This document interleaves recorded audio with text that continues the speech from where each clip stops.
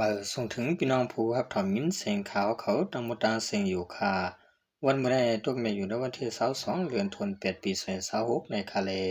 ข่าวเลยยิบดัน3หูข้อข่าวน้ำมึงนอกเมืองเสดีมาต่างถึงนี้พี่น้องผู้ปัญญาเขากว่าอยู่ข่าวหูข้อข่าวที่1เมืองยูเครนย้อนขวางตีอีรอนมาตาที่เอาเฮือมินตรนอันกว้างไกลกันดังสตาลิงสียูเซอร์เครื่องปล่อยหมักไฟขึ้นเรือกลางหาวของปูติน หัวข้อข่าวที่2ไทยติยับคนเมืองขี่อ่ำมีไว้เหตุการณ์เอากระจางเยวัน 2,200 บาทหัวข้อข่าวที่3ติยับระยะโมกำลูกวานให้ส่งจูเมืองละเคียงสร้างเงิน 36,000 ล้านปลายในข่าว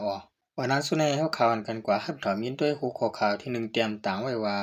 เมืองยูเครนยันขวางตีอีรานมาตาตีเอาเฮือมินตรุนกองไก่กันตั้งสตาลิงเสยีสะเครื่องปล่อยหมักหนูไฟขึ้นกะหาวของผู้ดินในจอมกันค่าผู้มีบุญพรเมืองยูเครนเขาหาขวางตาตีใจตื้อเฮือมินตรุนอันมีกวนขี่นั่นเฮากวางสารกันไว้ตั้งลองลายกับสิ่งแหลงล้าวสตาลิงเสตึกโตเครื่องปล่อยหมักหนูไฟและชาไหลในเย้าตาตีเฮ็ดไหลจึงไหนในก็เมืองยูเครนเขาอันเป็นปางตึกไว้อยู่นั่นแต่ละข้างตีผู้กวนสตาลิงอันเป็นอีหลอนมัดกว่าไหนสื่อข่าวเขาออกไว้หนังไหนผู้มักมีหรือเปื้อนในลุมฟ้าลาดว่าเตจอยแถมเมืองยูเครนในเซตายังเสียซ่อมไว้ล้องในอยู่ในคาเมื่อคู่เหลือในจอมจึงสิรันสกีตึกศูนย์จอมจึงตอนนี้ทรัมเลผู้มีปุนพรอเมริกันต่างก็เฮาปันขวางยูเครนเจอตื้อลองลายกับ10เหลียงลาวสตาลิงของอีหลอนมัดเสสิ่งนี้เป้าหมายลองเตยื้อสายเนนาลินและเชียเฮาถูกเมียนไหล เมืองยูเครนหาไล่ตั้งแต่ที่ลุดย่อมลองเปิงอีหมักหนูไฟเป็ดที่ดีว่าอันอเมริกันเฮ็ดออกนั่นสิอันลำลอง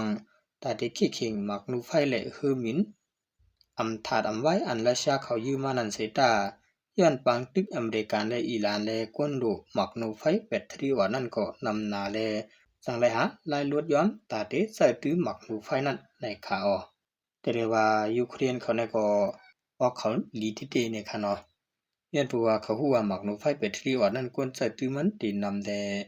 ยอกว่าปืนตีหลูได้ตีเลยตาเขาดีไลนั้นมันตีหยาบเสกเขาจังไรวนหาไล่ตั้งเหมือในค่ะเนาะสังเกตว่าตะรวนเขานั้นกว้างสางกันไรตั้งสตาร์ลิงของอีหลอนมาดก้อยก็เขาได้ยื้อใส่ในเมืองราชาในใครว่าไรกูตีเอาในค่ะเนาะยันปัวตะรวนเขาอันกว่าไกลไรหูหิงลักมันก็มันมีเอาค่ะเนาะ สืบเสนอเอาข่าวอันกันกว่าถอมด้วยหูข้อข่าวที่2เต็มต่างไว้ว่าไทยติยับกวนเมืองขี่อ่ำวิวาเหตุการณ์เอากาจางเยวัน 2,200 บาทในจำกันค่า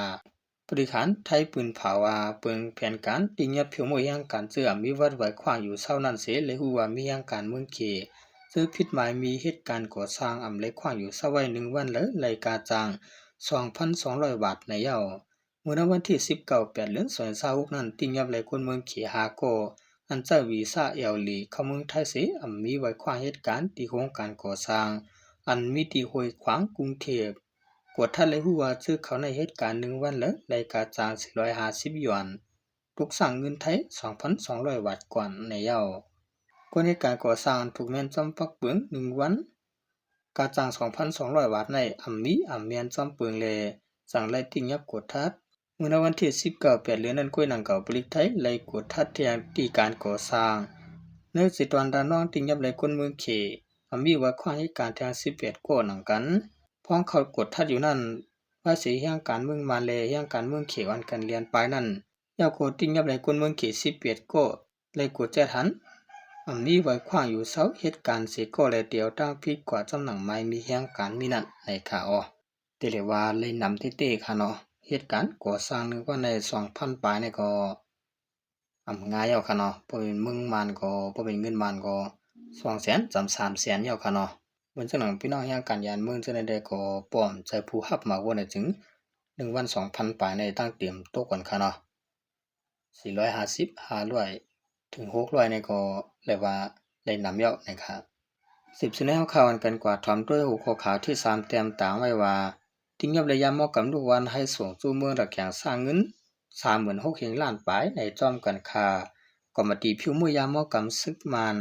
ปืนเผาเมื่อวันที่19เดือน2026นั้นว่าตีระยะมอกำ24ล้านปลายสร้างเงินมัน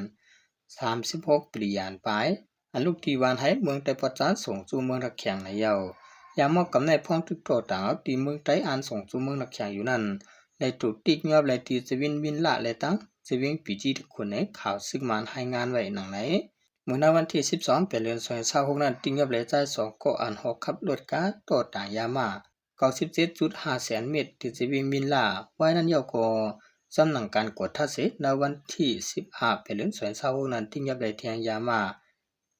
ปาก44 แสนเมตรที่เหนือกาสีลำในจะวิ่งปีจิตคุณแทงยามอกกำในเป็นคู่ของจ่าย3ห้องลาวปานที่อยู่วานไห้จะวิ่งกีสีเมืองไต้ประจานเป็นก็ขายปันเสเลยถูกติ้งยับจำตั้งพองอ่านตีกว่าส่งจุเมืองหลักแข็งนั้นไหนซึกมันปืนเผาไว้หนังไหนในคาในลิปืนเผานั้นยังป้าไว้เทียงว่ายามอกกำเส้นในเตส่งบันภูมิปุนพรภายป้ายมักนี้ในจุ่มซึกหลักแข็งที่วิ่งมินตรงนั้นเทียงในเยายามเหลียวควรจะเกี่ยวข้องยามอกำในติ้งยับเลยเก่าก็สิกึดหรือแทงเปียดก็ไปติ้งยับเลยไปรถไว้อยู่ในคาออยามอกำในก็ลูกตางหวานให้จะเป็นกีสีเมืองแต่ประจานตีกว่าตังเมืองหลักแข็งในคาเนาะที่เรียกว่ากำกันยับเลยไว้คาเนาะยามอกำอันลูกตางหวานให้กว่าจูตังเมืองหลักแข็งกว่าจูตังเมืองต่างตีคาเนาะหลายๆตีดังนำตั้งหลายจะในก็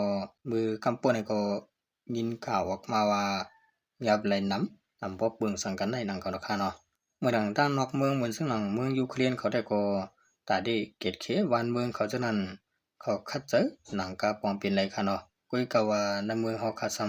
ำคัดเจอเฮ็ดออกกะยะหนังกาปองเป็นไรหนังกาเจ้าเก่าคาราคาเป็นยาวก็ตอนตาลูกล้างนางมีเจ้าเก่าบ่ได้เลยอยู่ลีกินลีนุงลีฉะนั้นขามกินเนื้อน้ำตาเพิ่นจะได้ค่ะเนาะแต่ได้ว่าลองเฮ็ดสร้างจังได๋น่ะนาโลเซซัดกว่าไหลค่ะเนาะยาก็เอาชื่อเสียงพี่น้องใต้แลเอาชื่อเสียงจะเวียงกีสีหวานให้ดูซุมจ้อนนะคะลองเขาเฮ็ดยาออกขายจังได๋ก็อำหลักหลายสังค่ะเนาะย้อนเพราะว่าติมือเขาก่อตั้งทับศึกขึ้นมายว่าสิก่อตั้งทับศึกหลาย2ปียาก็แตกงากันยาก็ตีนั้นมาก็เอางำเย็นจอมศึกมันสิยาก็เหตุการณ์ป้ายมักมีตัวเก่ามาคือเยอะๆปาน10ปานอยู่แล้วก็ฝ่ายทางนั้นก็หิมกันเปลี่ยนเยอะสิแล้วก็หิมจริงเอาซิมเอาติดินคนเมืองจะไหนตั้งลำตั้งหลายนะคะเหมือนเช่นนั้นคนเมืองเขาขาก็เพิ่มโมปอปอสดๆอยู่จอมเขาก็ดีอยู่รอดกว่าซึ่งนั้นกุ้ยนะคะเนาะเรื่องสุดมาขอบใจอย่านำถึงพี่น้องเขาจะเป็นผู้เตรียมข่าวและผู้ทำข่าวเขาตามมดตาเสียงอยู่ข่าวหมอยสูงตางเสียงค่ะ